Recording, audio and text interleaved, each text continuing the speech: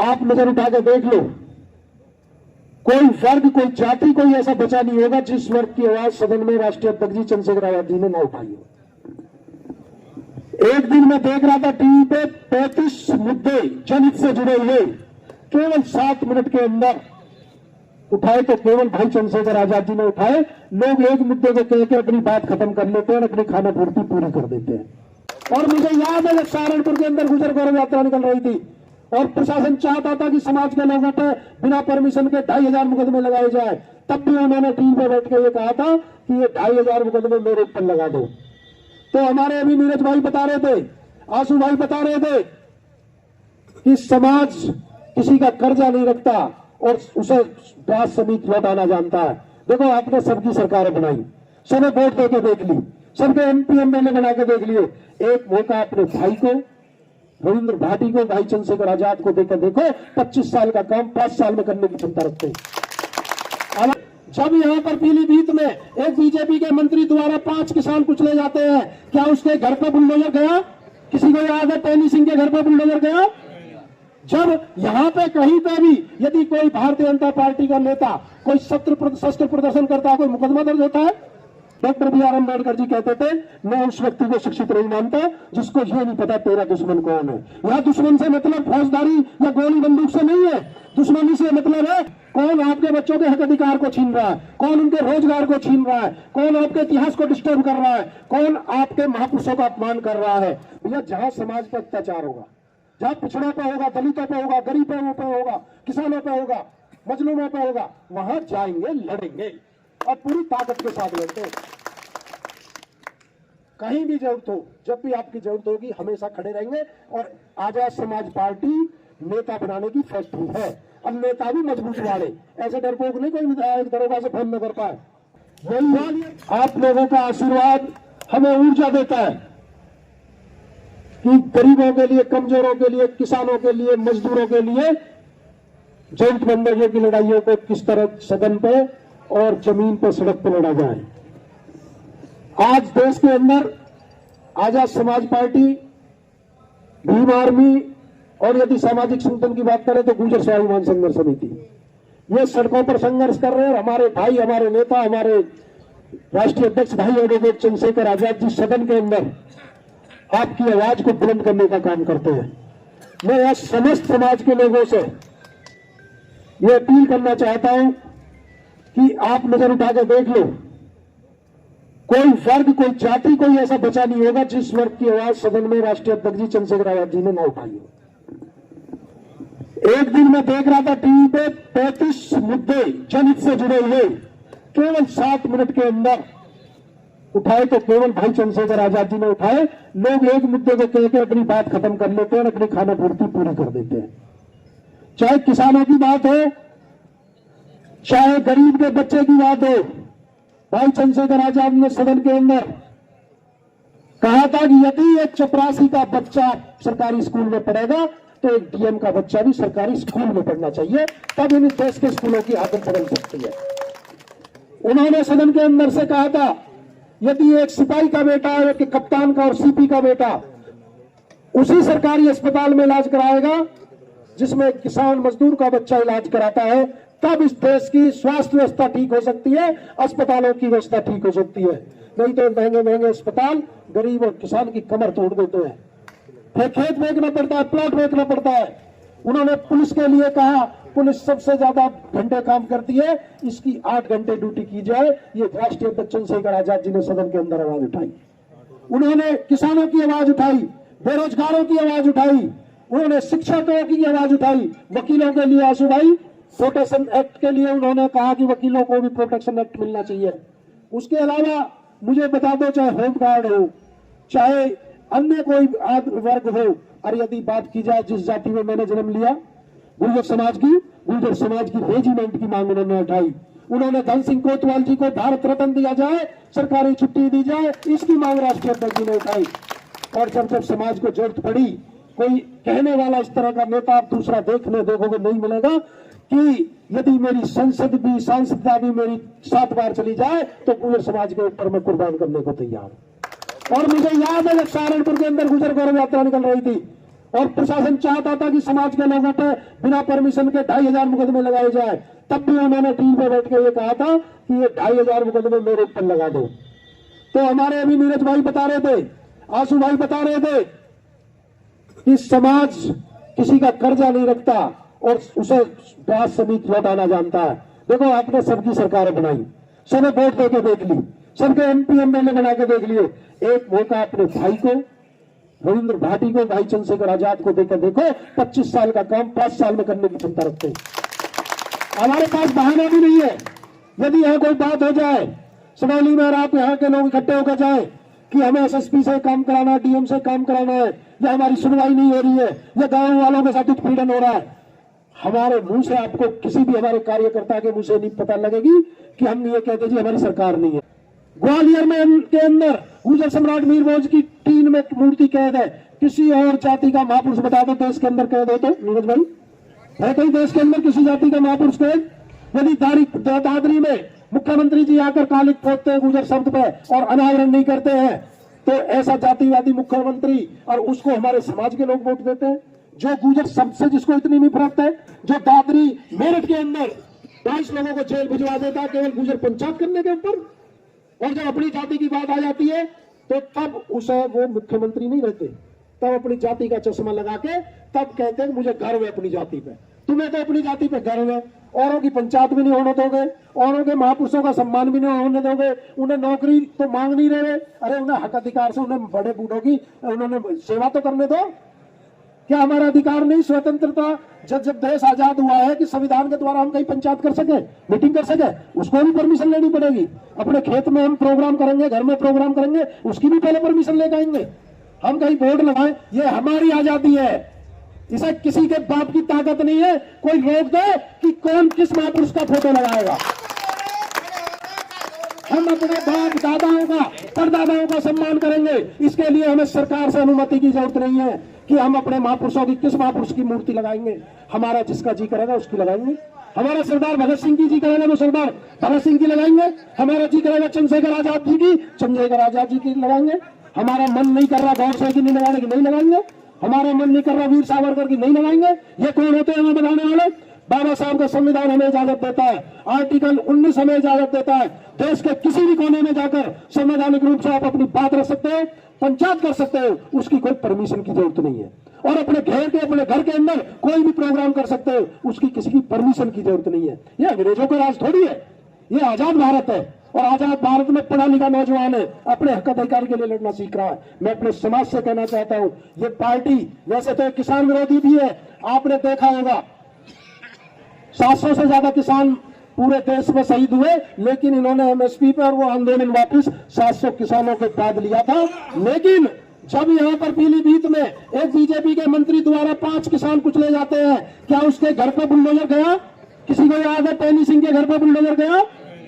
जब यहाँ पे कहीं पे भी यदि कोई भारतीय जनता पार्टी का नेता कोई शस्त्र प्रदर्शन करता है, कोई मुकदमा दर्ज होता है। अभी 4 अक्टूबर को एटा में क्षत्रिय सम्मेलन हुआ, हथियार लहराए गए। कहां गए योगी जी? कहां गए कानून? कहां गई उनकी जो शासन आदेश? कहां गया हाईकोर्ट का आदेश? क्यों कार्रवाई नहीं हुई? ये केवल पिछड़ों के लिए है, ये केवल OBC के लिए है, ये दलितों के लिए है, ये मुसलमानों के लिए है। ये चलेगा नहीं। ये फूट डालो, राज करो वाली अंग्रेजों की नीति चलने वाली नहीं है। आने वाला समय आजाद समाज पार्टी का है, आने वाला समय रोके चंद्रशेखर आजाद जी का है। आप पश्चिम में एकता दिखा दो, पिछड़ों, दलित और OBC सब इकट्ठे हो जाओ, और जो न्याय पसंद लोग हैं, चाहे वो स्वर्ण समाज के सही, चाहे वो हमारे स्वर्ण जर्मन जाति के लोग सही, जो न्याय पसंद है, मानवतावादी लोग हैं, सब एकता बना लो और इन हिटलर साहब की सरकारों को आप एक झटके में उतार फेंकोगे। पूरे पश्चिम से लहर चलती है, पूरे पश्चिम से सत्ता परिवर्तन होता है। आपके यहाँ जितनी संख्या में आप सब लोग हो, किसी चौथे पांचवे की जरूरत नहीं पड़ती। 60% में आप अकेले बैठते हो। और आप चाहो तो जिला पंचायत बना लो, आप चाहो तो विधायक बना लो, आप चाहो तो MP MLA बना लो। एक बात मुझे महापुरुष की याद आती है। डॉक्टर BR अम्बेडकर जी कहते थे, मैं उस व्यक्ति को शिक्षित नहीं मानता जिसको ये नहीं पता तेरा दुश्मन कौन है। यह दुश्मन से मतलब फौजदारी या गोली बंदूक से नहीं है। दुश्मनी से मतलब है कौन आपके बच्चों के निवाले की रोटी छीन रहा है, कौन आपके बच्चों के हक अधिकार को छीन रहा है, कौन उनके रोजगार को छीन रहा है, कौन आपके इतिहास को डिस्टर्ब कर रहा है, कौन आपके महापुरुषों का अपमान कर रहा है। तो यदि आपको ये समझ नहीं है कि जो लोग जिन लोगों को आप वोट देते वो तो आपका ना तो सम्मान करते, ना वोट देते, ना सम्मान करते, ना महापुरुषों का सम्मान करते, ना हक अधिकार देते, ना आरक्षण देते। और जिनको आप वोट नहीं देते, जिनको आप दूर रखते हैं, वो आपको विधायक बना सकते हैं, MP MLA बना सकते हैं, जिला पंचायत बना सकते हैं, प्रधान बना सकते हैं। छोटे भाई की तरह गले लगाकर उन सबको साथ लेकर चलो, उनको दुख दर्द में साथ लेकर चलो। असली झकझोर यही है और असली मानवता भी यही है। यदि भारतीय जनता पार्टी की बात करूं, ये वैसे तो किसान विरोधी, दलित विरोधी, पिछड़ा विरोधी, गरीब, संविधान विरोधी, आरक्षण विरोधी और भाईचारा विरोधी और सबसे बड़ी विरोधी है गुर्जरों की। हम सुनिए कैसे गुर्जर विरोधी, ध्यान से सुने तो, और खूब इस चीज को सब लोगों तक बताना। तुम्हारा प्रदेश में कोई कैबिनेट मंत्री है? उत्तर प्रदेश में है, बताओ। तुम्हारा राजस्थान में कोई कैबिनेट मंत्री है? तुम आधे से ज्यादा राजस्थान में तुम्हारी संख्या है। कोई हरियाणा में कैबिनेट मंत्री है? कोई सेंटर में, जहां पे पूरे देश की सरकारें चलती है, जहां प्रधानमंत्री उनके कैबिनेट में कोई तुम्हारा कैबिनेट मंत्री है? तुम्हारा प्रदेश अध्यक्ष है? तुम्हारा कोई उपराष्ट्रपति बना हो, राज्यपाल बना हो? बिना मांगे वोट देते हो ना, ये इसलिए नहीं है। बिना मांगे दरी बिछाने पहुंच जाते हो, ये इसलिए नहीं है। आप लड़ना नहीं जानते, आप हक जताना नहीं जानते, आप मांगना नहीं जानते, आप पहले से पहले ही हिंदू बन जाते हो। अरे हिंदू हम हैं, इसके लिए हमें सर्टिफिकेट की, बीजेपी के दफ्तर की जरूरत नहीं है। हमसे ज्यादा राष्ट्रभक्त, हमसे ज्यादा देशभक्त, हमसे ज्यादा बड़ा राष्ट्रवादी हिंदूवादी कोई नहीं है। लेकिन बीजेपी आपको चुनावी हिंदू बनाती है। चुनाव के समय में कहती है हिंदू हो जाओ, हो जाओ, हमें वोट दे दे। और जब तुम्हारे आरक्षण की बात आती है, जब तुम गुजर हो जाते हो। 73 गुजरों को सीधी गोली चलवाई बीजेपी की सरकार ने राजस्थान में। बता दो, इतना बड़ा जलियांवाला बाग एक तो 1919 में हुआ था अमृतसर में, उसके बाद सबसे दूसरा जलियांवाला बाग आजाद भारत में राजस्थान के अंदर हुआ। 73 गुजरों पर सीधी बीजेपी ने गोली चलवाई। आप बता दो, ये तो अंग्रेज थे जिन्होंने गोली चलवाई? अरे ये तो हमारे ही देश के लोग थे, हमारे ही देश के लोग थे, सरकार के लोग थे। क्या ये हिंदू नहीं थे जिन लोगों पर गोली चली? जब वो आरक्षण मांगेंगे तो गुजर हो जाएंगे, जब वो अपने महापुरुषों की बात करेंगे तो गुजर हो जाएंगे। क्या चक्रवर्ती सम्राट मीरगोल हिंदू नहीं थे जिन्होंने देश की सीमाओं की रक्षा की, सर समाजों की रक्षा की, सदियों सदियों तक लोगों को घुसने नहीं दिया, बाहर में, भारत में आने नहीं दिया? वो हिंदू नहीं था जिसका अपमान पूरे देश का प्रधानमंत्री, देश का मुख्यमंत्री चुप होकर पूरा अपमान देख रहे, अपमान करवा रहे। यदि ये इनको इतिहास भी पता है, संसद के अंदर भी पता है, मूर्तियां भी राष्ट्रपति और प्रधानमंत्रियों ने लगवाई है, 3-3 राजपूत मुख्यमंत्रियों ने लगवाई है। क्या एक बार कह नहीं सकते कि भाई ये तुम गलत कर रहे हो? इनके महापुरुषों के साथ इतिहास ये है। हम मानते हैं महापुरुष सबके होते हैं, लेकिन उनको बार बार अपमानित करना और उनके इतिहास को छेड़खानी करना भी तो अपराध है। मैं बात करना चाहता हूं हिमाचल प्रदेश के गुजरों की।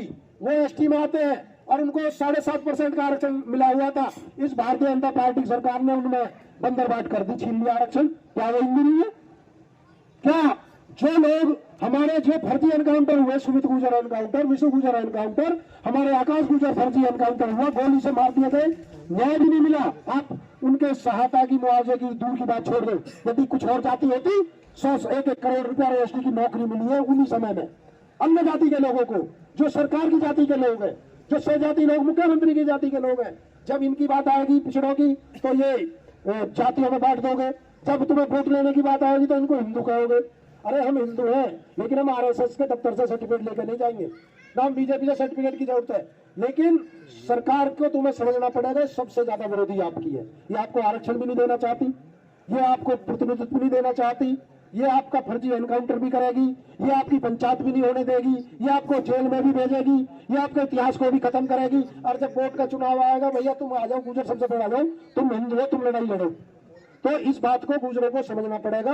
तुम्हें ना राजनीतिक हिस्सेदारी देगी, केवल अपमान के अलावा कुछ नहीं मिलता इस सरकार में। आप सभी ने मेरी बात को सुना। अंत में मैं तो, क्योंकि बहुत सारी बात करनी थी लेकिन लेट बहुत हो गए, इतनी बात आपके बीच कह के जाऊंगा कि अपने शरीर के खून का एक एक कतरा समाज की लड़ाई के लिए समर्पित है, याद कर लेना। एक जन्म नहीं, 100 जन्म समाज पे कुर्बान है। हमें कोई फर्क नहीं पड़ता। हमें पहले लोग कहते थे कि ये यदि सहारनपुर आया तो शायद चुनाव लड़ना होगा। जब मध्य प्रदेश गए तो मध्य प्रदेश के लोगों ने कहा शायद चुनाव लड़ना होगा, राजनीतिक लोगों ने।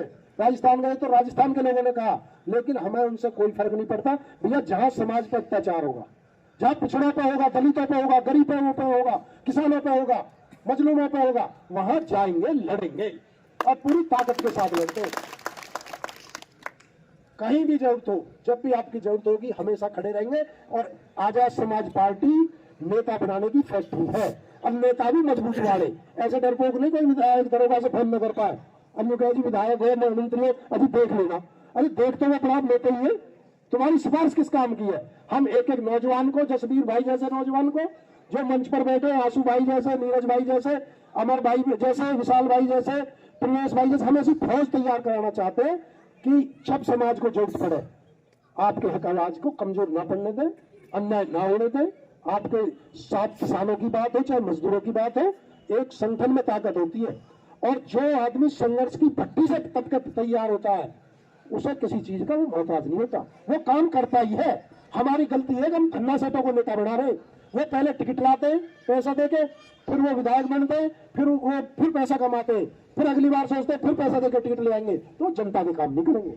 और आजाद समाज पार्टी भीम आर्मी संघर्षशील लोगों को, ईमानदार लोगों को राजनीति में नेता बनाने आई है, प्रधान बनाने आई है, जिला पंचायत बनाने आई, प्रमुख बनाने आई है, विधायक बनाने आई है। और आपको यह भी बात समझनी पड़ेगी कि जो हमारे दलित भाई हैं, ये रिजर्व सीटों पर लड़ते हैं।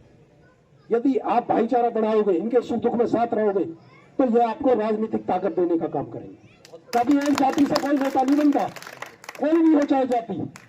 जब तक 2-3 मजबूत जाति, मजबूत विचारधारा और समान विचारधारा साथ न जुड़े, जब तक ये ताकत बनती नहीं है।